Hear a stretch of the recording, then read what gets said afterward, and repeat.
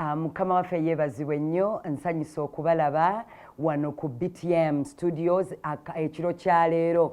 Ndi musanyufu nnyo olwa mukwano gwange, muganda wange, omulwanyi wamu nange, Pastor Samuel Kasanga okuva ku City Revival Center wano mu kibuga wakati. Neebaza Katonda olw'ekisa n'okwagala ate byamuwadde okusobola okubuulira n'okurivealinga omutima gwa Kristo mu biro bino ebisembayo. Amannya gange Gloria Sebadduka okuva wali ku Victoria Church e Nansana wetuweerereza n'omwami wange Isaac Sebadduka ku church Mukama watukoledde ebyekisa for we are getting into another 15 years of ministry.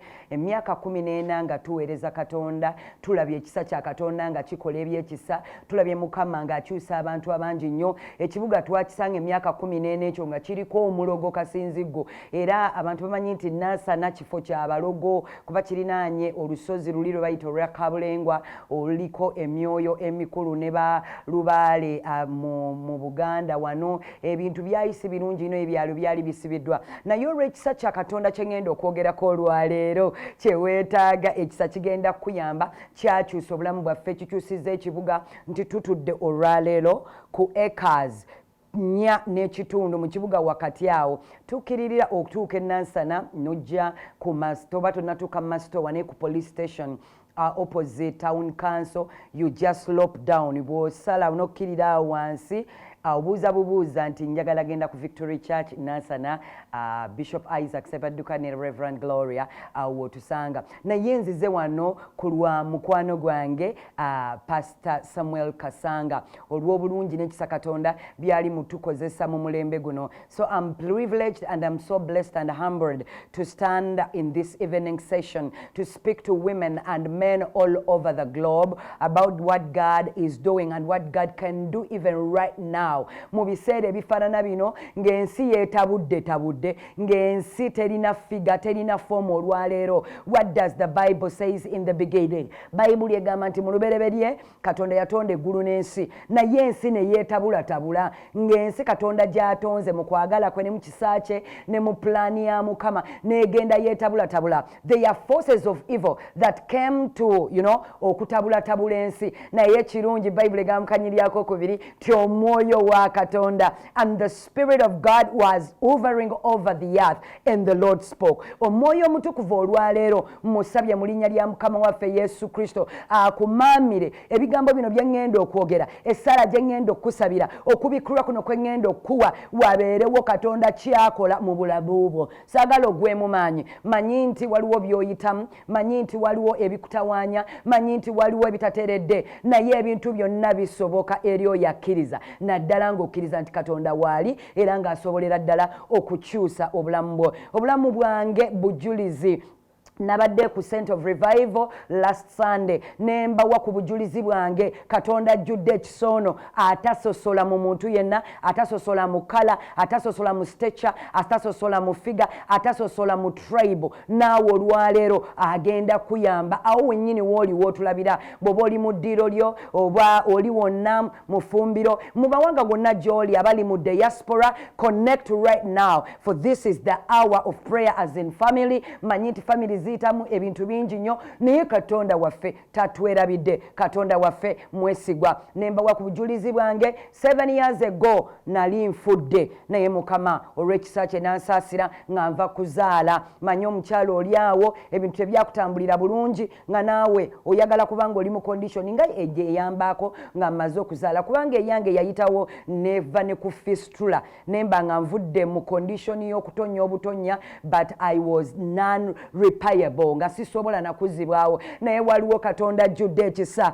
waliwo Katonda oyo bannaye buli we tumwesiga, buli we tumuyita, bannange Katonda alokola, nga embeera yange eri beyond the doctors handling. They could not handle me. I had gone to the best hospital in Uganda with the best gynecologist professors, naye baakolera mu kisa kya Katonda. I was left alone in a corner of decision. Naye kye neebaza Katonda, ebintu byonna nga binfuukidde bijjidde eby'omubiri buli kintu kyonna nga tekikyakola makulu omwoyo gwange gwasigala guli connected ne Katonda ekyo kyekisinga okunyamba kyekikyasinza okunyamba olwaleero era nzize wano nkugambe ebintu byonna nga biganye Katonda tagenda gaana njagala osigale ng'oyatula erinnya lya Katonda wo njagala osigale ng'oyatula erinnya lya Mukama waffe Yesu njagala osigale nga weesiga Katonda ebintu bisobola okukyuka ndi wano ng'obujulizi nti Katonda ye Katonda awonya ebiremye. He is God that can handle the failing. God is the only God that can handle what men cannot do. When all things have failed, God will never fail you. When all things have disappointed you, God will never disappoint you. These are the words normally tuyinza n'okubanga tubikozesa wano obiwuliddeko. Katonda yekka yatasobola kukulema, Katonda tagenda kuvaamu naye nga ebbanga olirabye nga tebisoboka kukola. Ndi wano kyamagero, ndi wano ekyokulabirako, ndi wano okugamba mukazi gwe, ndi wano okugamba musajja gwe nti bannange tunula kunze okkirize Katonda nti ebyagaana n'ebyalema mu nsi eno ey'abalamu Katonda waffe abisobola. Just as my friend and my pastor who has called me on BTM, I bless the Lord for this studio. I've been but then neyamanga era njayana nnyo okubeera mu studios no, but God's timing is always the best. I pray right now that God will give you destiny helpers in this life. Bw'obanga osaba ne mu family eyo gy'osabira mu bulamu bwo, muwala gwe, muvubuka gwe, mwami gwe, ndaba ne mukyala gwe, essalayo n'olwaleero gy'oba osaba, saba Katonda akukwase abantu abagenda okutwala mu magenda go. We need people in life. People are part of God gifts. Abantu kitundu ku birabo bya Katonda byatuwanga abaana b'abantu. You might not have money, but what you've been looking for nga somebody yakirina. Nga Katonda bw'omusaba n'akukwasa omuntu oyo osobola okutuuka ssente zitasobola kutuusa. So it is through prayer and the loving of Christ that God has connected me to one of my 2021 destiny helpers in this very dream that I longed for a long time to be. BTM Studios, BTM Studio, ndi wano live lwa mukwano gwange Pastor Samuel Kasanga. Mukama amukozeseza as a destiny helper. I pray for you right now. Even God will give you, God will connect you, God will access, God will bring your destiny helpers. Kati kiro kyaleere saawa zino Katonda connecting n'omuntu agenda okutwala mu kifo ekyamakulu. Katonda akuwa omuntu agenda okuyambako okusobola okutuuka mu bulamu bwo obw'essanyu like Naomi. Naomi became a destiny helper in the life of Ruth. Ruth things had failed. Bible egamba mu kitabo kya Ruth essula esooka Ruth yafumbirwa muwala mutabani wa Naomi gwe bayita one of the sons omubala bamuyita Mahola omulala bamuyita Chilion. Mahola kitegeeza useless, Chilion kitegeeza pinning. Kati mukazi wattu Naomi ono afuluma. We are talking about family now, and this is family altar. Bible eyogera bweti nti enjala negwa mu Isirayiri. Enjala bw'emala okugwa mu Isirayiri, bambi omukyala ono lwa Naomi n'akwata ne bbaawe ne bafuluma kubanga baawulira mu nsi endala. They had in another nation that food was there because where they had belonged, where they are native in a city, baali ng'enjala egudde. Family n'ekwata omukyala nga bw'omanyi abakyala tuyiiya, abakyala otetenkanya obulamu ng'olaba omwami wo bimukutte naawe n'obaako by'otetenkanya. Ndi omu ku abakyala batetenkanya, bakyala mwe Mukama bawa omukisa abatetenkanyiza obulamu mu family wakati.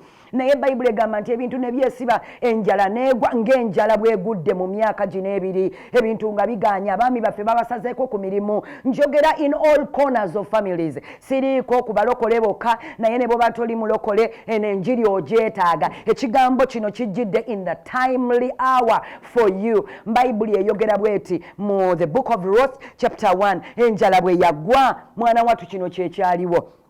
Enjala bwegwa Ruth Naomi n'agenda agamba bbaawe ti omanyi mwami nawulidde. Omanyi abakyala twagala nnyo okuwulira naye njagala owulire bituufu olugambo oluveemu ebintu ebigenda okutta obulamu bwo ne famire yo ebyo obisaleko oyingire mu kisa. Kati njogera eri ggwe abedde ng'oweddemu amaanyi. You've been discouraged because of what you keep on hearing. It might be in your relatives, in your relatives, it might be in your comrades, it might be in from different aspects of life, but they are speaking negatively about who you are, about your family, and about your potential. I am here to encourage you as this woman Naomi. Bible egamba nti Naomi naimya nagamba nti mwami wange, in the place of our reservation, in the place of our help, things are now tightened up. Ebintu byesibye, but I've heard in our neighboring nation Moab there is food. Bote bayita munjala. Omwami munange nawa chance okulira mukyala we. Mwenebaza Katonda olw'abaami bonna abawaayo obudde okulya ku bakyala baabwe mu kaseera ak'okusoomozebwa kati.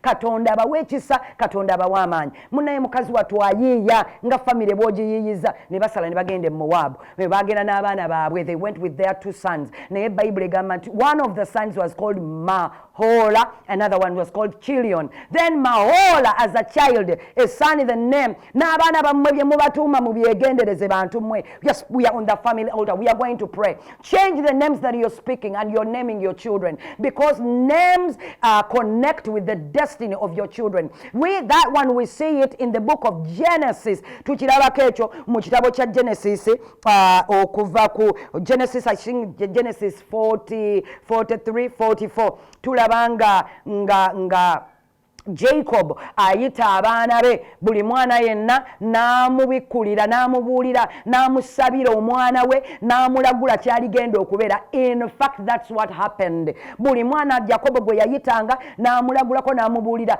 according to the name and according to the possibility and the revelation of the power that was seen in those children. It came to pass. Abazadde amannya ge mutuma abaana bammwe mugalowoozeeko. Don't be excited by the move. Don't be excited by a celebrity. Mutuma abaana bammwe olw'abaserebu abaliko mu kaseera ako, olwa fame omuntu gy'afunye, naye nga you do not know the history of the name of that person who is like, becoming an icon in that period. Bwe n'okwata bukwasa ekinnya kuba omwana wo muzaalidde. Sigenda kubyogerako ebyo, naye mutuma abaana bammwe okusinziira ku mbeera gye mubazaaliddemu oba okusinziira ku personalities eziri family mu kaseera ako, naye nga temumanyi gye baava.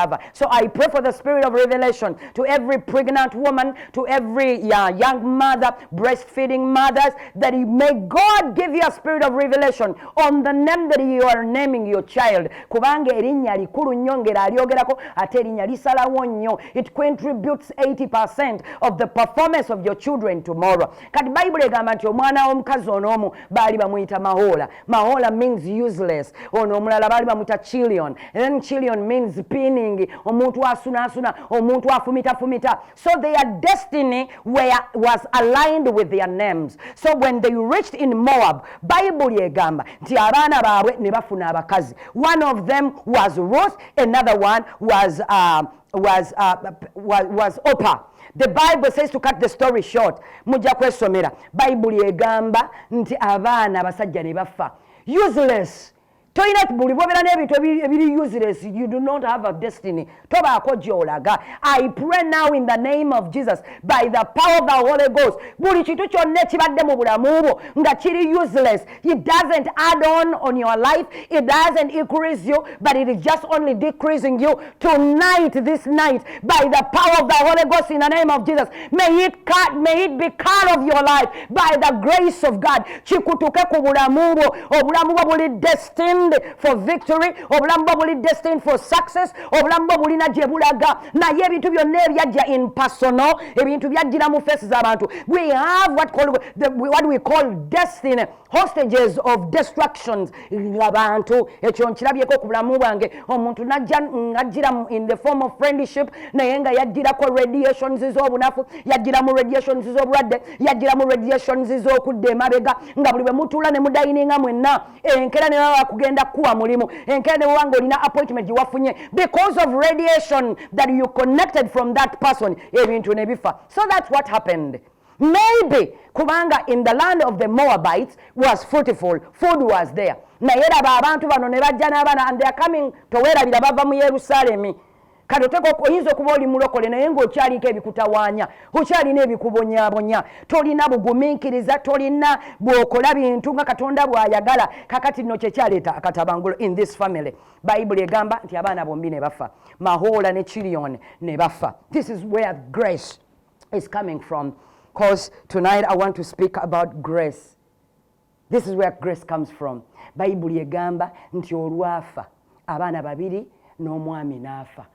Mukyala n'asigala yekka eyajja ne famire ye yonna n'asigala mu nsi eri foreign n'asigala mu ggwanga eritali lirye ng'ali yekka. Naye neebaza Katonda olw'omukazi ono ebintu byonna eby'omubiri ne bwe byamugwako yali alina Katonda. Nkusabidde osigaze Katonda, nkusabidde Katonda tomusuula, Katonda tomuleka. Eyakutonda n'akuteeka mu nsi wano mwesigwa yalina ekigendererwa. You were not a mistake to come. No. Remember one thing.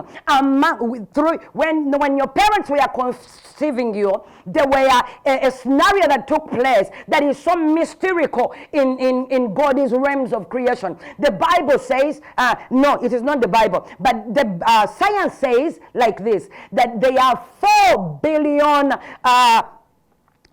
waliwo obusimo oba micro obusimo obuyingira mu mazzi g'omwami. They are around 4 billion mu semen oyo ayingira mu mukyala. Those semens baba babantu, but they are competing for life to come here on earth. Naye Bible egamba, oh sorry for the Bible. Naye science says that among those 4 billion abantu abo bali obusimo obwo mu tuzzo otwo, just only 1 or 2 persons are able to pass through. Remember, in those semens, you are a special species that came in the special timing of God. Tewajjira mu budde butali bwa Katonda. Wulira kino, ntera okugamba abantu, obanga Katonda yasalawo mu those 40 billion gwe n'oyitawo, oba in those 4 billions no making sure n'oyitawo n'otuuka wano ku nsi, Katonda akyalina pulaani ennene eri obulamu bwo. Don't give up. The Bible says like this, nti omukazi abantu be bonna bafudde, omwami we n'afa, abaana be ne bafa, omuwala ku babiri, omukyala being after a frustration, ali mu frustrations ennene, n'asalawo n'agamba nti I heard that back home food is there, emmere ekomyewo, enjala tekyaliyo. Now I'm going. Naye n'agamba abawala bano nti now I give you free room. You can go back and get married again. I see a future in you, but not with me. For now my condition is beyond repair, and I'm just going back home in another name. I came in another realm, I came in another force, but now all that I came with, I have nothing. Let me go back in the place of my restoration. Let me go back in the place of my habilitation. Let me go back. Lord God, I pray that every person, buli muntu yenna abadde ali mu kifo ekifaanana bwe kityo, oba ali mu condition efaanana bwetyo, jjukira Yerusaalemi tagwesa, Yerusaalemi tagwesa. Katonda waffe mulamu, Katonda nga bwe yakolanga luli. Bayibuli egamba mu Bebbulaniya essuula ya 13 olunyiriri lwa 8 nti Katonda waffe abeera bumu emirembe gyonna, jjo ne leero n'emirembe gyonna takyukanga. Katonda bwe yakolanga luli n'olwaleero agenda kukola mu famire yo. Listen to this night. Bayibuli egamba nti omukazi n'ayimira n'agamba abawala nti mbasiibudde, mugende mufumbirwe nange nzirayo waffe. Naye wakati awo omuwala omu gwe bayita Ruth n'ayimirira n'amugamba nti mukazi gwe simba wakati awo. No. What you're speaking about yourself and what you're looking at yourself is not what I see. I saw beyond humanity. I see a very powerful presence of life. I see something that God can use for me. Look here. Bayibuli egamba omwana n'agamba omunyazaala we nti tugenda ffenna. N'amugamba no, nze gye ŋŋenda nagwesa, sikyalinamu kye nnyinza kubaako kye nkola, sigala wano. Omuwala n'alemerako n'agamba nti kakati gwe weeraba, kubanga ebiseera ebyo Naomi yali yeeyise na bitterness, yali yeeyise maala, yeetumye n'ogunnya. Wano waliwo n'omuntu mu maka awo wenkulaba kakati weetuuma tumadde ebinnya, weetuuma dda ekintu ekirala olw'embeera. We are not taken up by the circumstances that we are going through. No, circumstances do not need to lead us. We are the ones to lead the circumstance. Pastor Samuel ava kwogera wano mu the book of Daniel chapter number 7. Daniel kye yalaba ne kimuyitirako, naye waliwo olunyiriri olusinze okunzizaamu amaanyi olunyiriri olwo lwayogeddeko olugamba nti now the ancient of days rose up. The ancient of days came out and stood to judge the saints of God as the pinnacle, as the force behind their creation. The ancient of days, ekigambo kye bayita ancient of days kitegeeza eyaliwo nga n'ennaku tezinnabaawo. Omubi ayinza okuba nga akoleddeko mu kavuyo k'ennaku zo z'obaddewo naye njagala kujjukiza before you were created there was God in control and he had a plan for you ne mu biseera bino w'oli. Praise and praise the Lord. Kati omuwala ono Ruth n'alaba ekisinga ku bintu ebyali ku mubiri gw'omukazi ono n'ebigwawo n'amulabamu eky'obwakatonda. Bayibuli eyogera bweti omuwala n'ayimya n'amugamba nti gwe weeyita akaawa naye nze nkulaba mu destiny, nkulaba ng'ogenda kukyusa obulamu bwange n'amagenda gange. N'ava ku mbeera y'okungulu n'atunira mu mbeera y'omunda. Kino kyekigenda mu kisa then tusabe. Bayibuli eyogera bweti omuwala the history of the Moabites etandikira mu Genesis chapter number 12. Bayibuli eyogera ku Genesis kati bwe tugenda mu chapter number 19 of Genesis Bayibuli eyina kyeyogera about the Moabites eyogera ku Luti. Bayibuli egamba bweti nti awo Mukama najja n'atuma bamalayika ogenda okuzikiriza ensi gye bayita Gomora ne Sodoma. Naye mu nsi omwo mwalimu omusajja omutuukirivu ng'alimu omwo nga bamuyita Luti ne mukyala we n'abaana baabwe babiri baali bawala. Bayibuli egamba nti Luti Mukama n'amuwa ekisa n'awuka okuva mu muliro naye mu nsi gye yaddukira he could not stay in the city. Bayibuli egamba nti neyadduka n'agenda ne yeekweka mu nsozi. Mu nsozi eyo gye yagenda ng'abaana be tebasobola connectinga na bantu bayinza kubazaalamu baana. The eldest omuwala n'agamba muganda we nti tetusobola kusigala ne tubeera bwe tuti tulina okufaanana ng'abantu abalala. Taata waffe alina okusigaza lineage naye ffe tulina okukikola. Bwe tulifuna obudde tuliwogera ku kintu ekyo in the family. This is where incest begins from. Bayibuli egamba nti omuwala omukulu ne bateesa ne muto we ne batamiiza taata waabwe ne bamuwa omwenge n'atamiira. So the eldest sister n'ayingira eri kitaawe. They had intercourse. Bayibuli egamba nti omuwala n'azaala omwana n'amutuuma Moabu. So that's where the Moabites come from. You see the story. So it is a story that brings a family of ancestry. But because God is love and he has the grace, ekisa kya Katonda ekitasosola, ekitayina gwe kibuusa, ne kijja nga kiruka, ne kijja nga kirumba, emirembe nga giyiseewo mingi nnyo, gisanga omuwala ono gwe bayita Ruth, a Moabite, is coming into a plan of God as you are about to come into the plan of God. This is how God does it. Yakuba ensi ya Yerusalemu enjala. Naye nga Mukama alina kyakonectinga ebintu bingi nnyo by'oyiseemu. It is not for the devil's cause. Let me tell you, maybe God is doing that ne Katonda akibaddemu akikoze osobola okutegeera Katonda akola ebyekisa, osobola okutegeera Katonda atasosola nti naawe akumanyi. Katonda bw'atyo n'aleeta Naomi e Moabite naye ng'agenda kutandika kutaasa kye bayita omuwala gwe bayita Ruth, ekisa kya Katonda. Bayibuli ekyogerako mu Yokaana essuula esooka olunyiriri lwa 16 nti mu bujjuvu bwa Katonda, out of God's fullness we have all received all.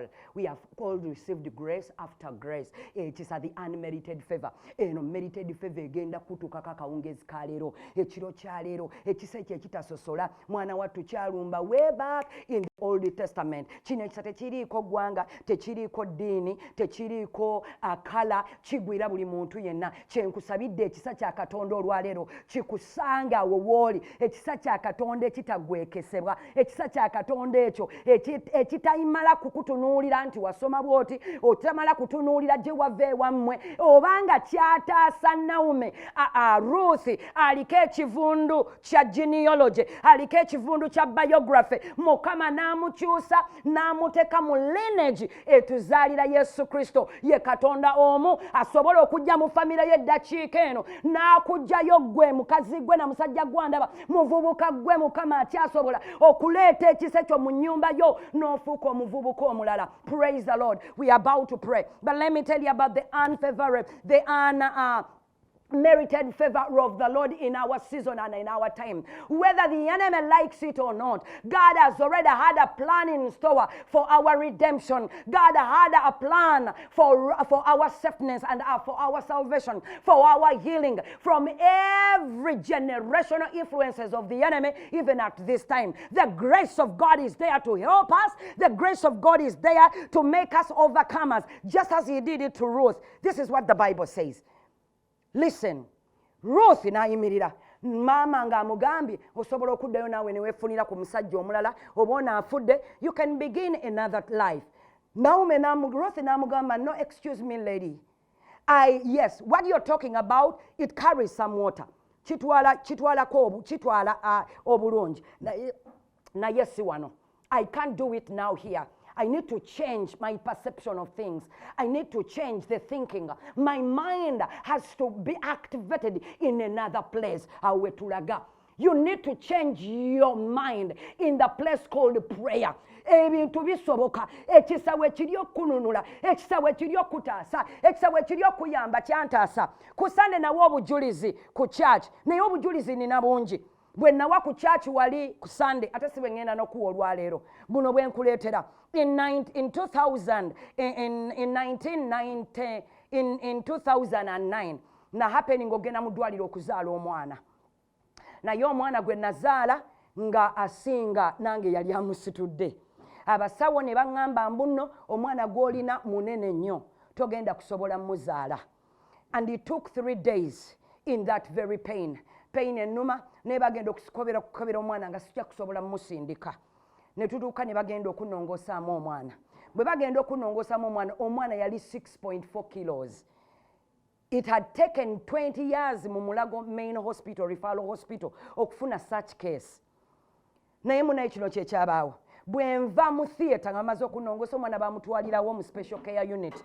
Reason, the baby had no other problems, naye omwana yali too big. Kakati nga bagamba maybe we have a history of diabetes. Ne bakebera kiwala kyange ne bakitandikirawo ku mpiso kikazi kyattu. Kati omusawo najja nampa report gye yampa naŋŋamba, Gloria, okusinziira ku condition gy'ozaaliddemu omwana n'embeera gy'ozaaliramu omwana ayonoonye n'abaanawo. It will take you another 4 years to conceive, or possible bwe kiba nga kyanguye naye you can take other 6 years olyoka ozaale. Bwe nakiwulira ne bandeetera ebipapula ku kitanda, I was so discouraged. Nalaba nga sikyasobola kuba yali mwana wange wakubiri ate nga naakayingira mu bufumbo. Naye Katonda ono ajjudde ekisa. Bwe bandisikyajinga okuva mu ddwaliro n'omwana nga omunene kilo 6, nali manyi nina na balongo, it wasn't. Naye kino kyekyabaawo abooluganda. Nenzirayo. Bwe mbala okuwona bulungi nnyo after like 1 month, I knelt down on my knees. Ne ŋŋamba, Mukama, nze saagala kusigala ku baana babiri. Naye eno nna baana efuuse nga akaveera. My uterus was beyond repair because the child was so big and he had destroyed my uterus. So the doctor told me it will take you 4 to 6 years to conceive again. But the God who had preserved me through the pregnancy session and course, he was there even to begin on me, to repair me again. Ekyo kyenjogera ku kisa ekigenda okutaasa mukazi gwe olwaleero. The ancient of days is here. The ancient of days is here in his fullness and in his power to restore you and to preserve you and to keep you and to heal you and to make you begin afresh. Si mu maanyi go, si mu maanyi ga bitabo, si mu maanyi ga kutegeera, naye mu maanyi ga Katonda. I knelt down. Mpulira so desperation. I was a young girl at that time. I was only 27 years of age. And the doctor is telling me it is problem. The condition is very problematic. You cannot stand it. 4 to 6 years without having another child. The devil is a liar. I knelt down and I called on the God of heaven, who the Bible speaks about in the book of Psalms, chapter 139, that he has created me fearfully and wonderfully in his image. He has known all my days before the creations of the world. He looked at every piece of me before it came into being. I went back to that God whom I direct bless you now, whom I speak about now, that when all things are failed, when the report of the doctor is very negative, kneel now as we are going to pray. God will make a new move. God will make things new. He's a possible. He's a God of all impossibilities. He can make where seems to be no way. I knelt down and I prayed. I called on the God of creation. The Bible speaks about him as a God that is working even right now. Jesus one day spoke a statement and said, as my Father works, so am I working. And we believe in Jesus to do you a miracle as now. And this is what the miracle happened. When I knelt, I prayed. I didn't know.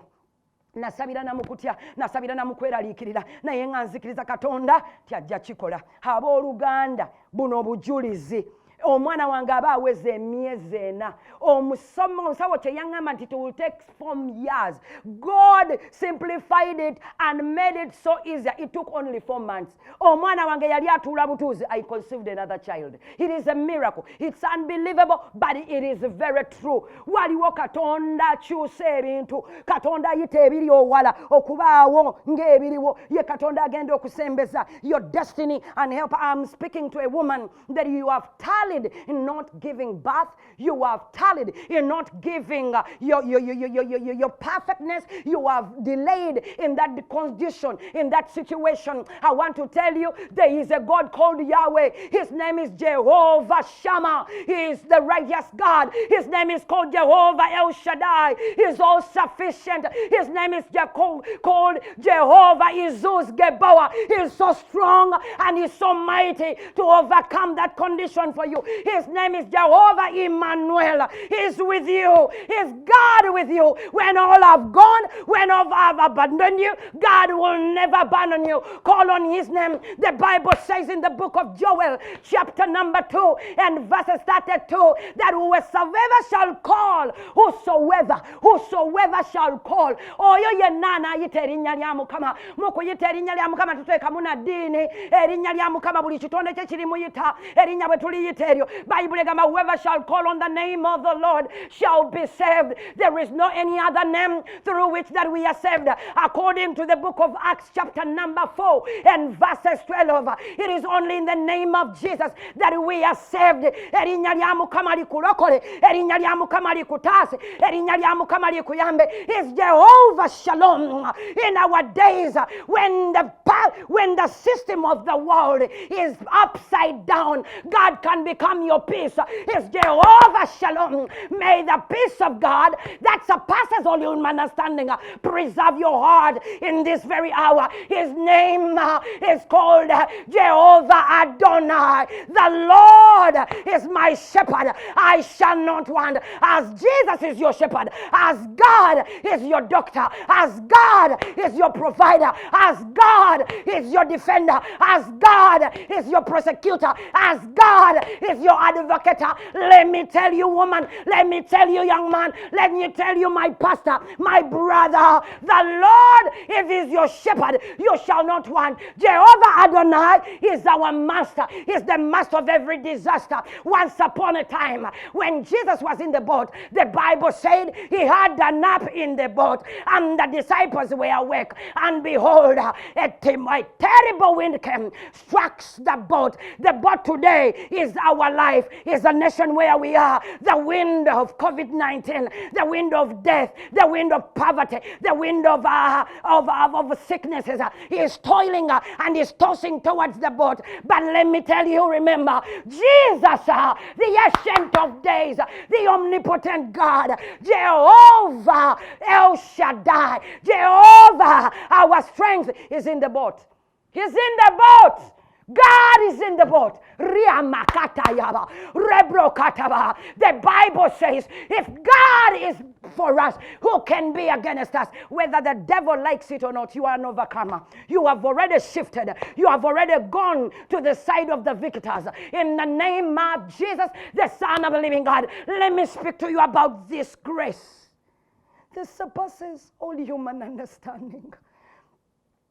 I was speaking to people in the church on Sunday. I said, you can't miss this Sunday. You cannot miss this Sunday. Call all your friends and people to be there. We are going to pray. I saw God delivering me on 3rd of November 2014. He delivered me out of the pit of hell. When all is gone, after delivering my child, things went bad. They operated me badly. I reached at the place when nothing could work, but I looked at God.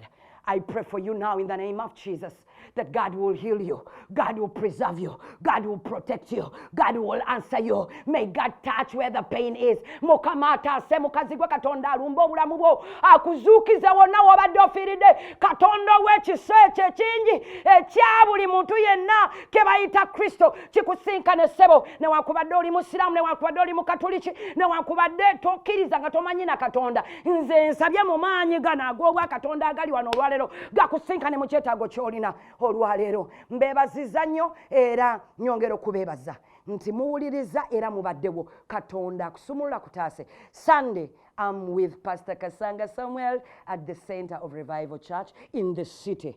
Come and receive your miracle in Jesus' mighty name. Love you, Pastor Gloria Sevaduka from Victory Church, Nansana. Bless you.